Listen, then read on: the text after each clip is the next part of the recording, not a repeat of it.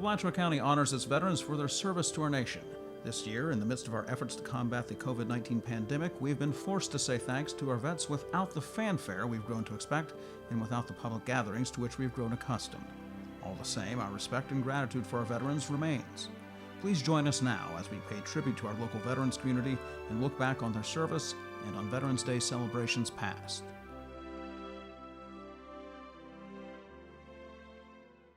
Oh, say, can you see by the dawn's early light what so proudly we hail at the twilight's last gleaming, whose broad stripes and the bright stars through the perilous fight o'er the ramparts we watched were so gallantly streaming, and the rocket's red glare, the bombs bursting in air, gave proof through the night that our flag was still there.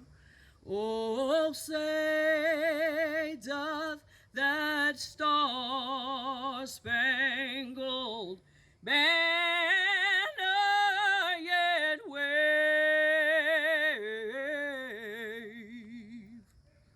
o'er the land of the free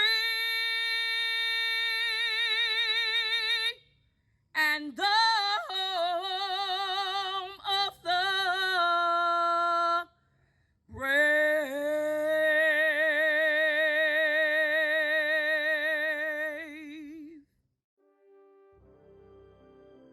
My name is Ron Albert Carball. I was in the Army.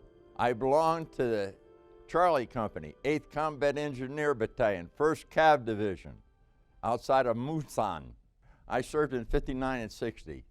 I was the last of the UN forces to land at Incheon. They told us the war was over, but the Chinese and the North Koreans didn't get the memo. We were involved in 3 different actions. And it was, you know, you're always tense. You sleep. We even slept with our bayonets because we could never tell. That's if we did sleep. And then the cold. Oh, the cold, like 40 below zero.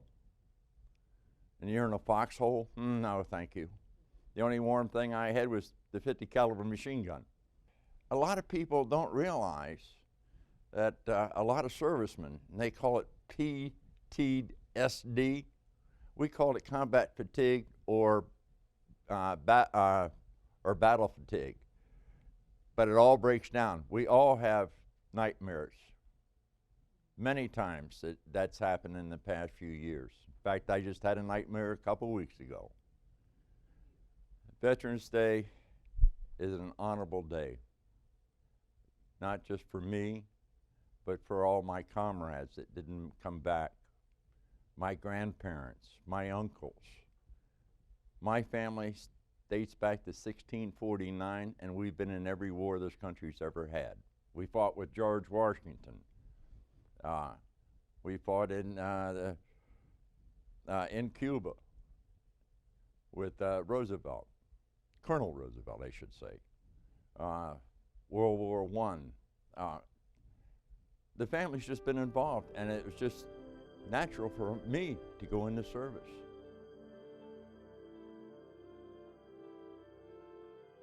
Bob Gachet is a Marine. Today he calls Gainesville home, but 63 years ago, home was the foxholes of Iwo Jima. The bloodiest battle in the history of the United States Marine Corps, the battle for Iwo Jima. It was just pretty much a killing field. He still has souvenirs from the battle, the most treasured, this tattered Bible. Let me read it to you. To Harvest McDonald, from your best buddy Bob, March 23rd, 1945. And that's right there on there. Now this is one I gave to Harvest, and it survived. Gachet and Harvest McDonald were with the 5th Marine Division. Like a lot of Marines that day, before landing on Iwo Jima, they made a pact on the boat. If you got hit, go visit my folks. If I get hit, you go visit my folks. That kind of thing. And it was a very serious compact, if you will. We both agreed to that. The Japanese forces didn't attack when the Marines initially landed. They waited for the beach to be full before opening fire. It was pretty bad because we were catching fire from Mount Suribachi, 540 feet high, firing down on us. It was just shooting ducks in a small bucket, and we were the ducks. The battle had already exacted a heavy price from the Marines and the Japanese. Despite staggering casualties, they continued to fight for the tiny 8-square-mile island. The trauma of battle is so intense when you're under fire that you have really not much alternative except to keep moving on and continuing. If you let casualties deter you or upset you greatly, you could not continue as a warrior, and you had to. It was, if you will, just a different world. A sense of mission and loyalty to fellow Marines kept them going. You don't want to let your buddies down. That's very strong in terms of your feelings and your thoughts and actions. Halfway through the brutal 36-day campaign, Bob Gachet was hit by shrapnel. We were moving out, cleaning out caves and tunnels as we went. And once you got out into the open somewhat on that island of Iwo Jima, you were fair game. That's when I got hit, and I went down. McDonald was with Gachet when he was wounded. He came to me, and this I do remember. He said, "Does your rifle still work?" And I said, "Yeah." I had an M1 Garand rifle, and his was malfunctioning, so he took mine, and I was hauled back to a hospital ship. For Gachet, the war was over. He underwent an operation on the hospital ship before being transported to a hospital in Guam. McDonald and Gachet's rifle stayed on Iwo Jima. He ended up as a squad leader, and he led so brilliantly and so valiantly that he won the Silver Star. He went on almost all the way through the battle. I think he was wounded 3 days before the end of the battle, which was amazing to last that long. Having been one of the original men that landed, Marines that landed on D-Day. And he died of his wounds shortly after. I don't know if it was on a hospital ship or on the ground. I never found out. Gachet honored the agreement and visited McDonald's parents in Alabama. Today, Harvest McDonald is remembered on a local veterans memorial. I did go visit his folks in rural Alabama and got to know them and just, if you will, became a part of the family. Gachet stayed in the Marines and served through the Korean War. And Harvest became a part of Gachet's family when he named his son after him. Gachet was awarded the Purple Heart for his World War II service. Today, he stays very active in the veterans community and speaks to students at local schools, sharing memories and lessons of his 18 days on Iwo Jima. There were many sacrifices to keep this country free. I'll never forget that.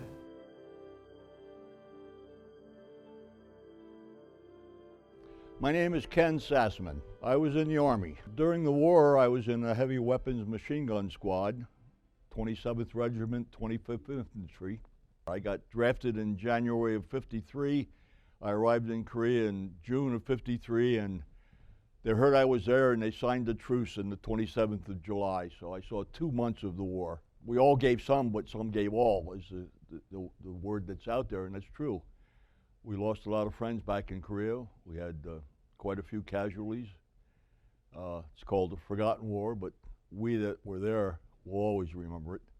And thankfully, the Koreans always remember it. They're so grateful to what we have done, what we did for them back in the early 50s. Well, it's when the nation shows their respect and thankfulness of the contributions that the military has given to this world. We've kept America free, and hopefully we'll keep it free forever. Eddie Lee Thomas, U.S. Air Force. I served in Korea at Kimpo Air Base. When I got in Korea in 1954, I was only Airman 3rd Class, which I went on patrol. That was my job at the time. But in some given time, I made Airman 2nd Class. Then I became the supervisor over the thing at night. See, every night from 11 o'clock to 7 o'clock in the morning, they put the base on my shoulder. I was in charge of the whole entire base and everybody in the squadron that are working that night, see. Okay, which consists of 35 men and 12 German Shepherds. I was over the K-9 unit also, see. And we did an incredible job. Make sure the base was protected, see. And can you imagine a 21-year-old kid over an entire base with millions, trillions of dollars, whatever, you know. But that was my job for about 10 months. My experience was very great. I enjoyed every minute of it. I think Veterans Day is a very good day. You get a chance to see a lot of comrades that you hadn't seen before, and you get a chance to meet them and exchange stories and have a good conversation. And Veterans Day is just a very good day, I say.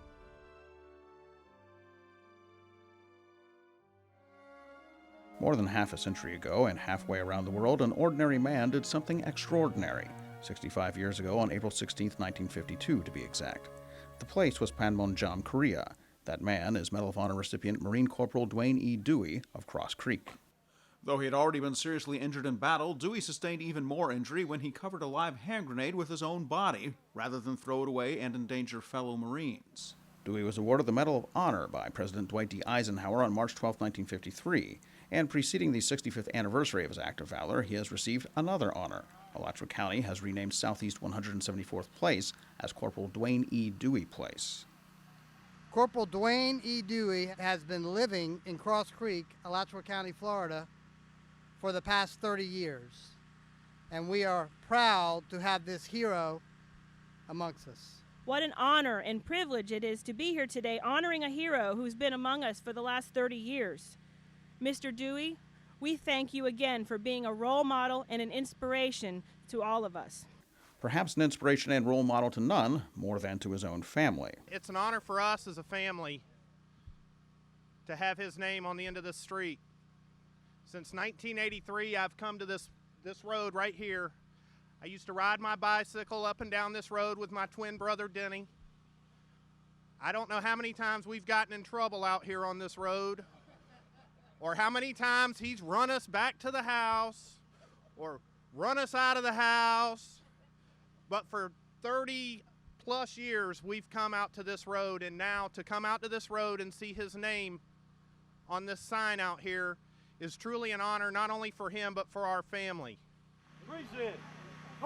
So after the colors were posted, the pledge recited, and the national anthem sung, the only thing left was to say thank you to a true American hero who calls Alachua County his home. For Alachua County Communications, I'm Alan Yetter.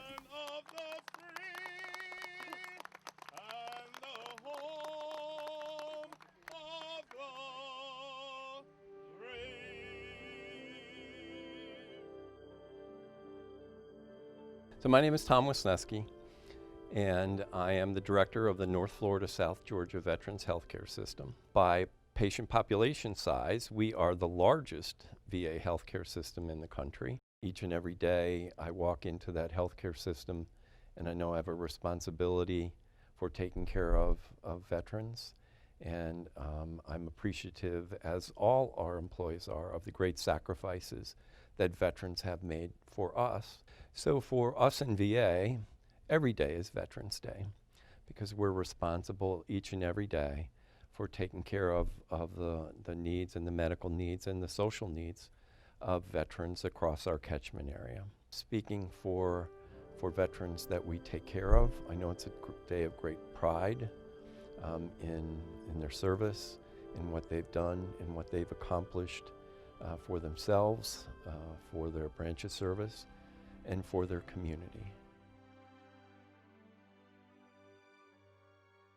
275 days of continual combat. That's how Frank Towers spent 9 months beginning in the summer of 1944 as a first lieutenant in the 30th Infantry Division of the United States Army, also known as Old Hickory, serving in perhaps the most important military campaign of the 20th century, the Allied invasion of France. Before taking part in the invasion, he spent a year in training at Camp Blanding in Stark, Florida, a long way from his boyhood home in Vermont. The year was 1941. These were 16-men tents. 16 of us lived in one of those tents for a full year. That was real togetherness. Towers joined the officer corps and eventually wound up as a liaison officer in Britain, waiting for the Allied invasion to begin. We had been joking about it in England that we were going to be glad to get across the channel and get in contact with the Germans, and we were going to wipe them out in just a few days and the war was going to be all over with. Well, we found out it was a different story. Once we got there, it was hard slugging. From day to day, dodging bullets, trying to be in a foxhole and not be hit with shrapnel from the artillery. Fighting was fierce and costly, and the terrain was difficult.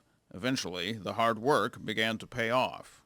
We liberated our first village on the 7th of July, which was nearly 3 weeks from the time we started into combat to go the first 5 miles.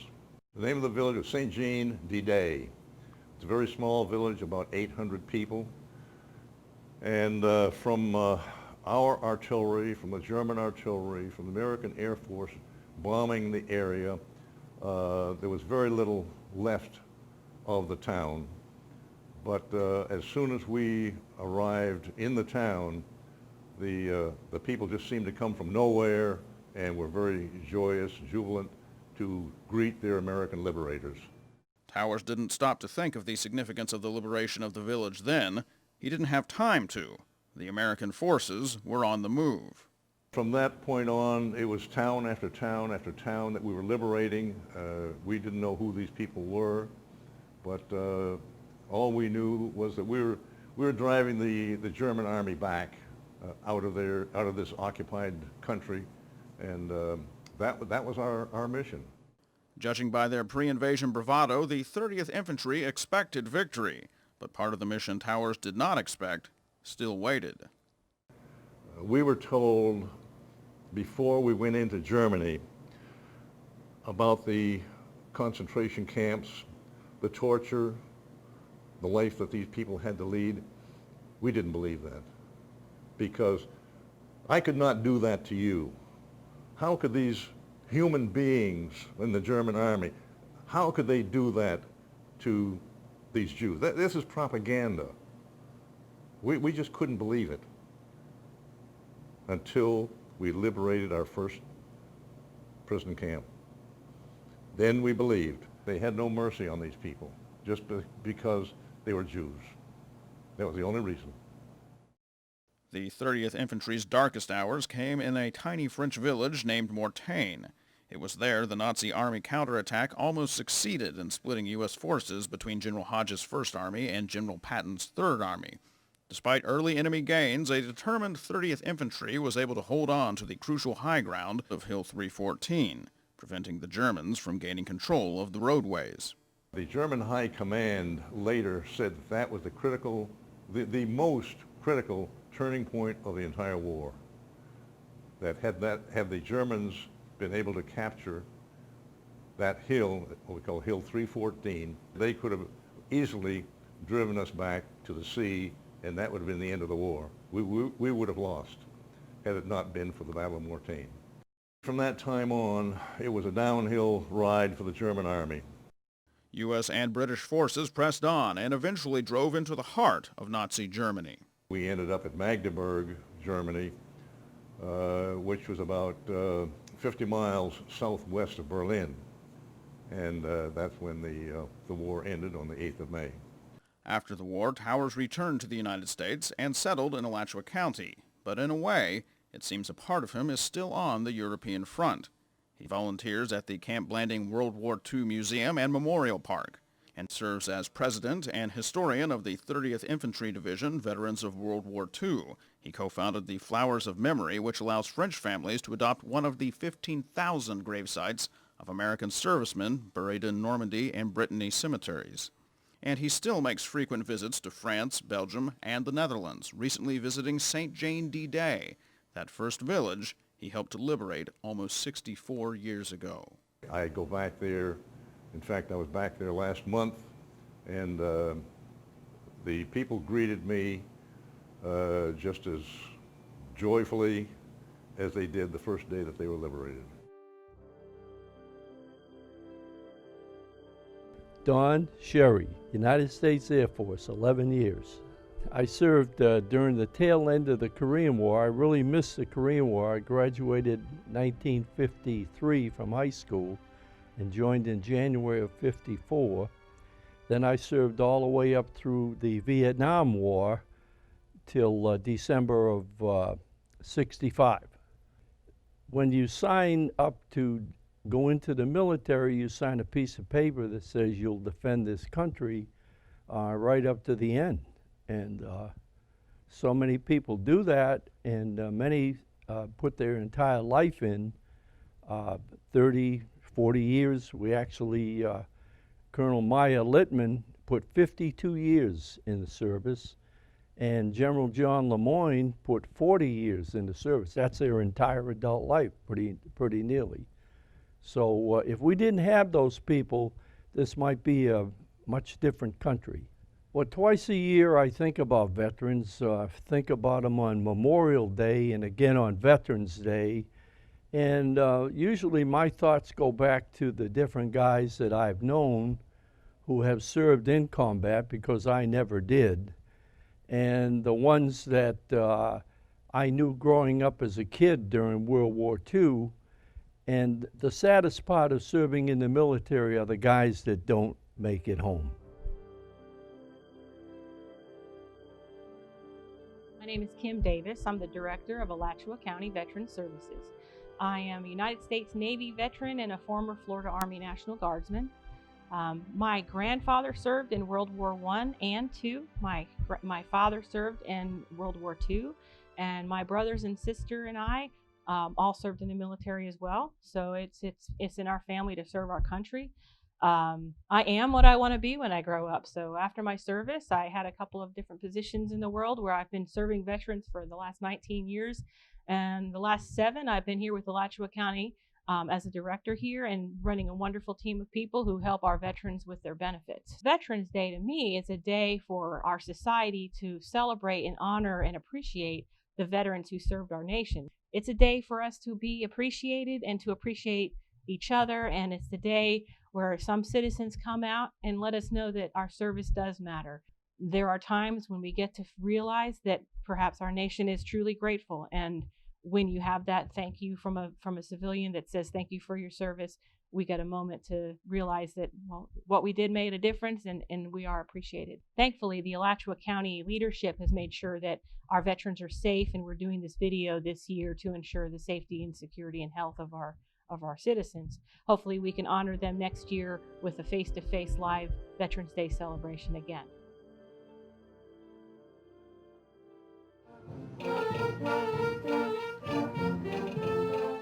Veterans Day across America. The bands played, flags were waved, and veterans were honored. In Alachua County, it was the Fort Clark Middle School Band supplying patriotic music, and local veterans now serving the county in law enforcement and public safety were singled out for honors at Kanapaha Veterans Park.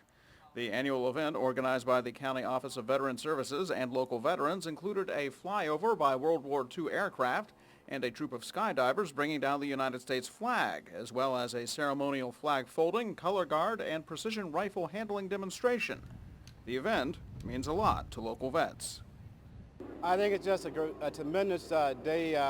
Had a lot of remarkable, exciting activities. We had quite a few aircrafts come in, several guest speakers. I think it's a great day for Americans to recognize the contributions that the veterans have played to this nation. Veterans of all generations. I fought in the Korean War for 2 years. Seen a lot of people over here get killed. We lost a lot of our buddies over there. And this is a day that commemorates all of the veterans that did what they had to do for freedom of this country. And freedom is not cheap. That is something that Congressional Medal of Honor recipient Dwayne E. Dewey knows well. In Korea in 1952, he covered a live hand grenade with his body rather than throw it away and potentially risk the lives of fellow Marines. This after he had already been seriously wounded.